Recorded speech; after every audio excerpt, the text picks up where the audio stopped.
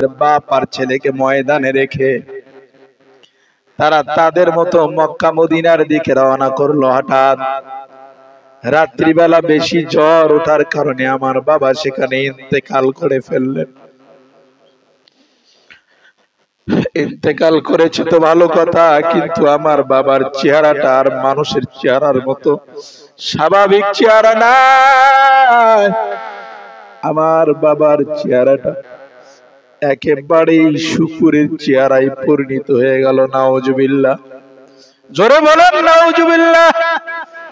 এ মুসলমান, হৃদয় বিদারক ঘটনা,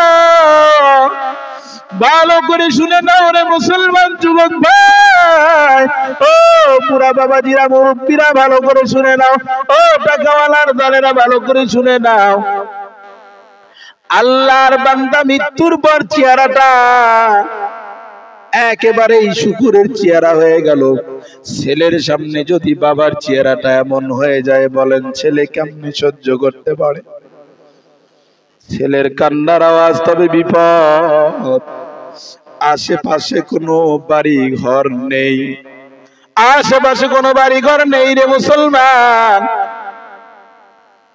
যে লোকজনের সাহায্য নিবে পারলো না। সন্তান কান্না করতে করতে করতে করতে করতে ওখানে ঘুমায়া বসে। ঘুমের ঘরে কে যেন এসে কয়, যুবক তুমি কেন কান্না করছো? বর্ণনাকারী যুবক লেখেন, ঘুমের মধ্যে দেখতে পেলাম সুদর্শন একজন মানুষ, নুরানি চেহারার একজন মানুষ এসে আমার ঘুমের মধ্যে জিগায়, এই যুবক কান্না করো কারণ কি? যুবক ডাক দেয়া কয়, আমি ঘুমের মধ্যেই বললাম রে আল্লাহর বান্দা, আমার বাবা ইন্তেকাল করেছে, তবে স্বাভাবিক ইন্তেকাল না, আমার বাবার মরণের পর আমার বাবার চেহারাটা একেবারে শুকুরের চেহারার মতো হয়ে গেছে। যুবক বলে, ঘুমের মধ্যে ওই সুদর্শন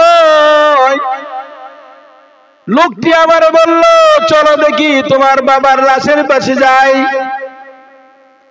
যুবক বলে, ঘুমের মধ্যে আমার লজ্জাবোধ ছিল, আমার বাবার মানুষের আকৃতির চেহারাটা শুকুরের চেহারা হয়ে গেছে, কেমনে আমি লোকটারে দেখাই, লজ্জা করে।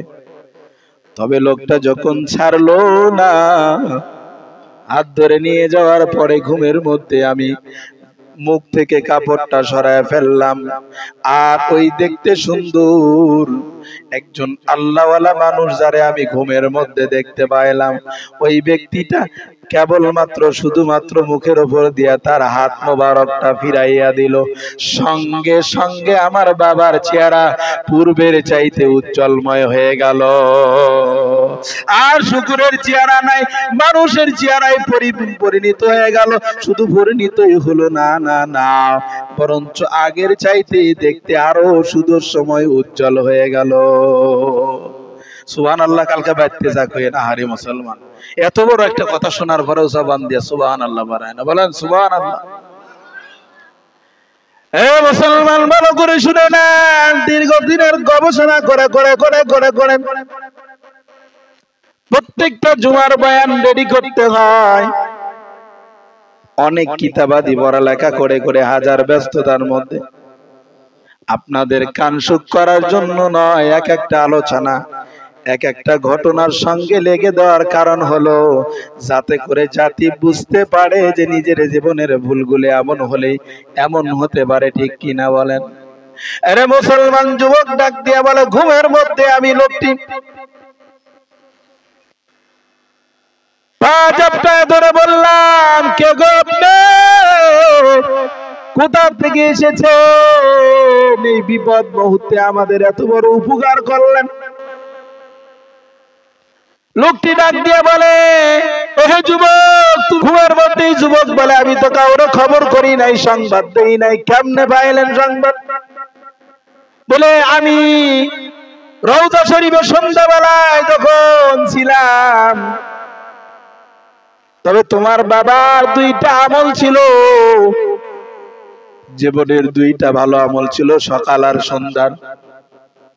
প্রতিদিন সকালবেলা তো সন্ধ্যাবেলা 300 করে, সকালে 300 বার, সন্ধ্যায় 300 বার দরুদ পড়তো আমার উপরে তোমার আব্বাজান।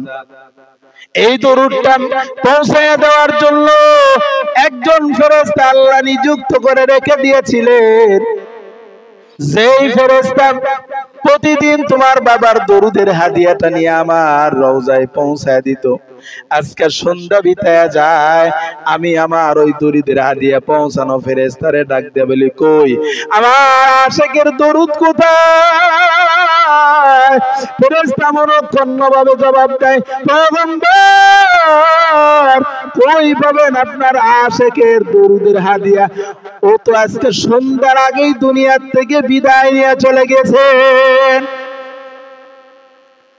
তবে পয়গম্বর শুধু বিদায় নাই, চেহারাটা মানুষের আকৃতি থেকে শুয়ারের আকৃতি হয়ে গেছে। এই কথা শোনার পরে আমি পয়গম্বর থাকতে পারি না, কারণ যেই লোকটা হাজারো ব্যস্ততার মাঝ দিয়া সকাল সন্ধ্যা আমি পয়গম্বরের প্রেমে পড়িয়া দরুদের আমল করত, সেই লোকটা আজকে বিপদের মধ্যে পড়ে রয়েছে। আমি পয়গম্বর থাকতে পারি না রে যুবক, এই জন্য আমি রওজা থেকে চলে এসেছি। তবে থাকো, দেখা আর হবে না, দেখা হবে হাসরের ময়দানে। কথা বলে লোকটি বিদায় হয়ে গেল, যুবকের ঘুম ভেঙে গেল। সুবহানাল্লাহ। সকালবেলা ময়দানের মধ্যে দূর দূরান্ত থেকে লোকজন আসতেছে ওই মৃত্যু ব্যক্তিকে এক নজর দেখার জন্য। কি করার জন্য? ছেলেটা ডাক দিয়ে বলে, কি খবর? এত দূর বিস্তীর্ণ একটা ময়দান, তার মধ্যে আমরা বিপদগামী বাপ ছেলে, আমি তো কাউকে খবর করি নাই, তোমরা কার থেকে সংবাদ পেয়ে আমার বাবাকে দেখার জন্য আসলা? লোকজন জবাব দেয়, কত রাত্রে, গভীর রাত্রের মধ্যে কে যেন আওয়াজ দিল, এ দুনিয়ার মুসলমান।